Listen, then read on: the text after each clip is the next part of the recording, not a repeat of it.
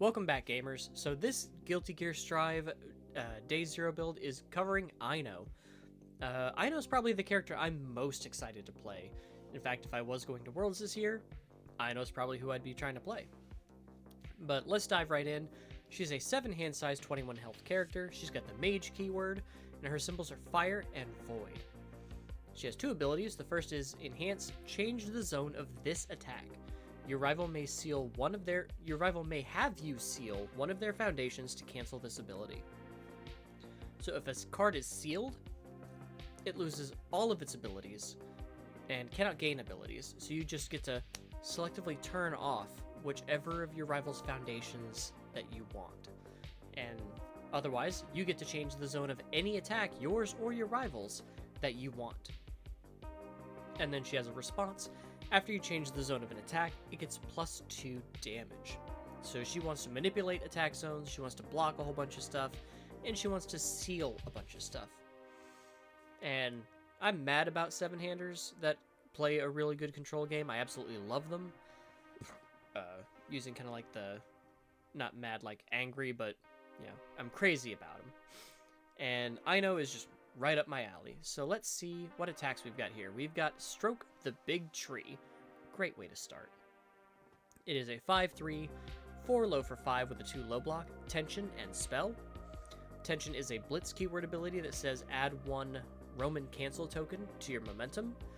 And if you don't know what Tension or Roman Cancel, any of that mean, you can check out the Hermit School of Universus playlist down below. There is a Tension video explaining not only this mechanic, but also all the abilities of the Roman Cancel token. And as a static, Stroke the Big Tree cannot be blocked by mid blocks. So if you can change this to a mid somehow, then it can only be partially blocked. So you're guaranteeing some damage on the board, which is pretty cool. We have Tatami Geishi, a 4/3, 3 low for 4, 1 high block, Tension, and Weapon. Response: after your rival plays their first enhance ability during this attack, change this attack's zone. So that's pretty cool. We can change it once with Ino, unless our rival lets us seal their best card. And if they want to play any enhance to try to draw a card, manipulate speed or damage, we get to change our zone again. And every time we change the zone, Ino's going to give it 2 extra damage. Next, we have probably the best card in the Guilty Gear set, in my opinion, Megalomania. A 5/3, 5 high for 5, 1 high block, ranged, and spell. As a static, while this card is in your card pool, if there are 3 or more sealed cards in play, which means your stage, your rival stage, card pools, whatever, then your other attacks get +1 speed and +1 damage. That makes this kind of the perfect opening move for any given turn. And as a blitz, we get to seal 1 card on our rival's stage. Our rival may spend 2 momentum to cancel this effect. So if they don't have 2 momentum, we just get to point at whatever card we want and say, it has no abilities. This can be a foundation, asset, backup, or even their character. We can seal our rivals' characters if they don't have 2 momentum to spend when we have Megalomania. Just crazy. Absolute madhouse of a card. Next, we've got Potemkin Buster, a 5/2, 2 mid for 6, 3 high block with Tension and Throw. Throw being a static keyword that says even if this attack is completely blocked, it still deals half damage rounded down. As a static, your rival cannot play abilities during the damage step of this attack, responsibilities specifically. So anything during the damage step that would reduce the damage of the attack, like there's a Roman Cancel ability that does it. It sets the damage to 3. There's Toughest Punk in Junior High, which reduces it by 3. Grog can reduce damage from an unblocked attack by 2. So Potemkin Buster just says, yeah, you're not allowed to do that. And then as a response, if this attack is not completely blocked, it gets +6 damage. So what better character to play it than a character that can maneuver it to a zone where it might not be able to be completely blocked. Maybe you know your rival doesn't have any high blocks. So you can make it a high, so they have to partially block it with a mid block. So really, really strong there. I really like this card. I think it's really cheeky, and I think it's good for Ino. Next we have Besiege, a 3/3, 3 mid for 4 with a 1 mid block, charge, and fury. As a blitz, it can only be blocked by cards with a printed block modifier of 3 or greater, which means later in a string, when your rival maybe already has cards in their card pool, this is really hard to block. So it makes it prime real estate for damage boosts like Ino, just changing the zone, boosting up its damage, any other damage boost we can find on it. And as a deadlock blitz, meaning if our rival has at least 11 foundations, we can use this blitz. This attack is plus 4 damage. There's your damage right there. Don't go into deadlock against Besiege. And lastly, we have Dexterous Assault, a 5/3, 4 mid for 7 with a 1 mid block. Deadlock Stun 2, which is an enhance that says as long as our rival has at least 11 foundations, we can tell them to commit 2 of them. And then it has Fury and Titan. As a blitz, we can just change the zone of this attack, which then says, with Ino, we're going to give it plus 2 damage. So on blitz, this is a 4 speed in whatever zone we want for 9. And then if our rival lets us change it with Ino, it becomes 11 damage. That's a pretty solid 5 diff attack. And as a response, after we play this card as a block, we get to change its block zone to any other zone. So we tell our rival, hey, we're gonna change that high block into a low. Our rival's gonna say, no, seal one of my cards. You're like, okay, I'm gonna block with Dexterous Assault and make it a high anyway. And still completely block it, but you also just let me turn off one of your best pieces. So I think this card is really, really good in Ino. Onto our non-attack cards, we have assets. We have Cape of No Return, a 3/4, 3 high block, unique, enhance remove this attack from the game. Just gone, you don't have to worry about it.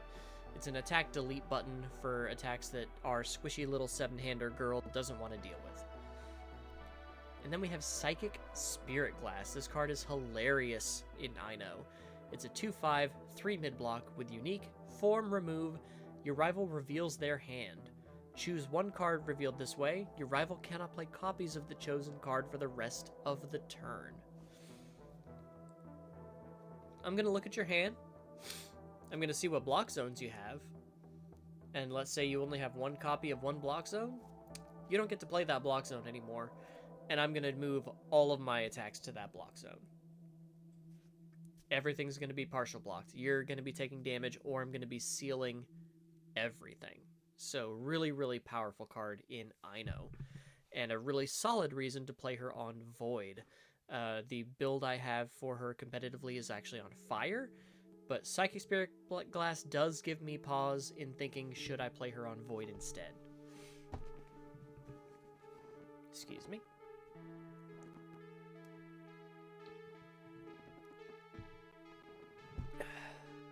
Onto actions, we have Hover Dash, which is just cool. A 2/5 with a 3 mid block. Enhance, change the zone of this attack. Just do it. And if we have played a Roman Cancel ability this turn, our attack gets plus 2 speed. And there actually is a Roman Cancel ability called Red, which allows us to change the zone of our attack. So we could just change zones all over the place, giving a whole bunch of damage. And with Hover Dash, we get a little bit of speed, too. And then response, card pool, so only playable while this card is in our card pool. We get to flip Hover Dash. After our non-throw attack deals damage, our rival discards 1 card. This card's crazy, especially when you combine it with Psychic Spirit Glass, all of the zone changing, guaranteeing that your rival has to partial block something, and then just ripping another card out of their hand. Just very, very powerful. Next we have Filled with Doubt, a 2/5 with a 2 mid block. Response, after your rival plays an attack, seal it. And we're just sealing everything. Your attack has no abilities, your foundations have no abilities, your character might not have any abilities. just all the way. And of course, can't be a fire, evil, or void character without barrier shield. At least until Godzilla comes out. It's a 2/5, 2 high block, ally keyword. As a static, it does not count towards progressive difficulty. If we wanted to use the bottom enhance that says our rival cannot add cards to their hand during this attack due to their non-character effects. But we're mainly here for the defensive enhance of remove. This attack has their speed reduced to 0. The next card you play this turn gains Breaker 2. So after we've lined up the zone wherever we want it to be, we can set that set their speed to 0 and give our next block Breaker 2, which says after we block with this card, our rival's next check gets -2. So, really good there. Onto our foundations. We have Cross Up Protection. This is a 1/5 with a 2 mid block. Response after you block with this card. If the zone of this attack has been changed, it deals no damage. So, one of the ways to get around Aino is to let her change the zone, and then use your own Roman Cancel token to change the zone back. This is a good way to get around that get around. So outsmarting your outsmarting for my JoJo fans. Just be like, oh, you thought you had me figured out? Turns out I was one step ahead of you, and I'm just going to take no damage from this attack. We have Elegant Grim Reaper, a 2/5 with a 3 mid block. Enhanced sacrifice, draw 2 cards. Our rival may discard 1 card to cancel this ability. So again, kind of putting our rival in a tough spot. They have to make a tough choice. Do we get more cards, or do they give up a card? Who knows? We have Jellyfish Pirates, a 3/5 with a 2 low block. Enhanced sacrifice, choose 1. Or, if you have added at least 2 cards to momentum this turn, you may choose both instead. Your rival discards 1 card if they have at least 3 cards in their hand.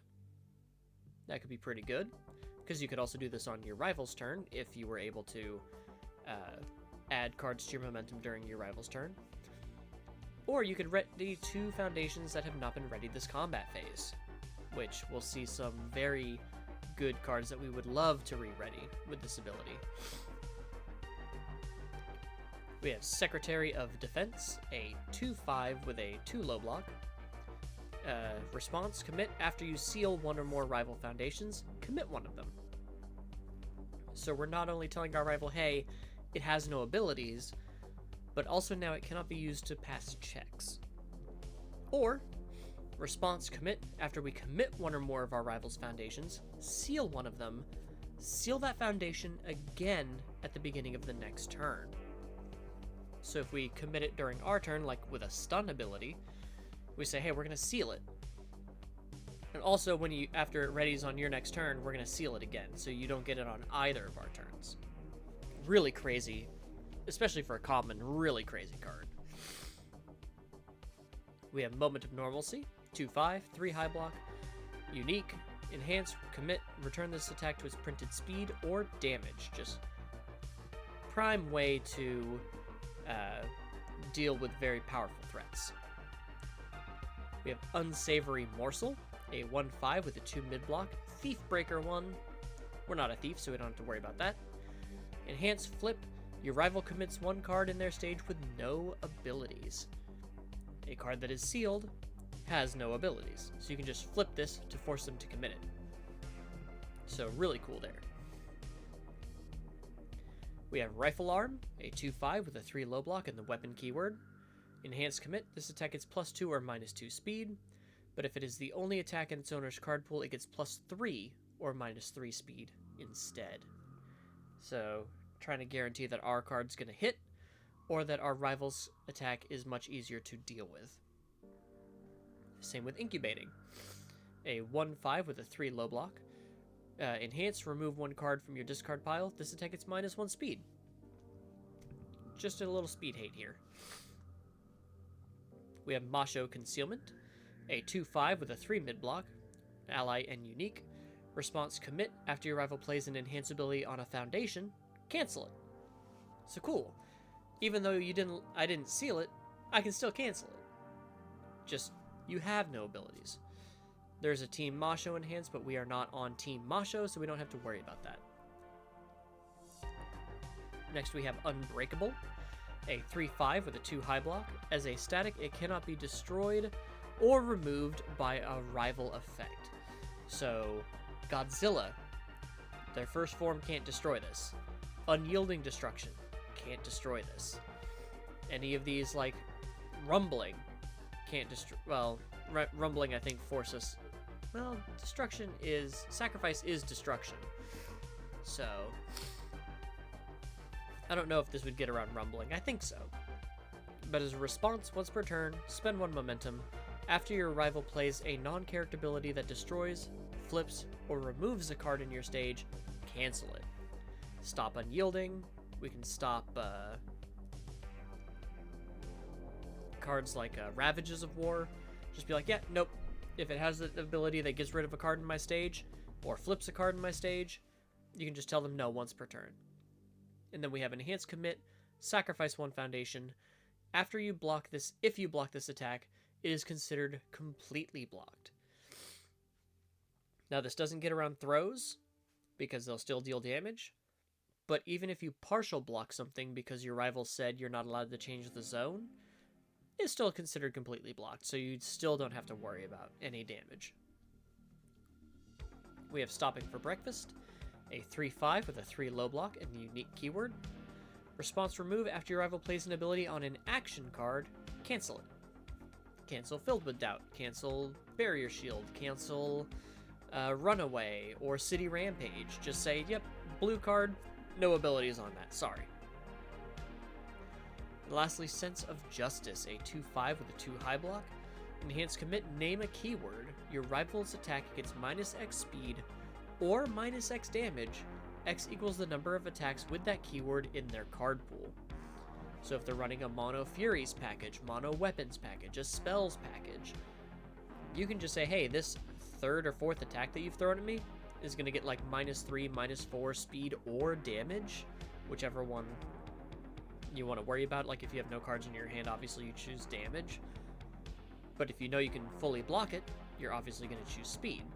So a very good defensive piece, especially when you have some of these like all Titan attacks or all, Fury, all Punch, stuff like that. Especially if you know your rival's character deals with a specific type of card. It's just really cool. And that's kind of the basics of I Know. Like I said, this is the character that I'm looking forward to trying out the most. I'm going to try her out on both Void and Fire a little bit more competitively. Speaking of which, if you want to see more higher grade competitive style versions of these decks, please let me know in the comments below, and maybe I'll do a day 2 stream or a version 2.0 stream like I did for Turtles, showing off what I think more competitive versions of these characters would be like. Like for day 0s, these are meant to be more new player, more user friendly, to try to just get you introduced to the character and what they want to do. But with that said, if you enjoyed the video, please leave a like. Please consider subscribing if you haven't already. It would really help the channel out a lot, and I will see you in the next one. Take care, guys.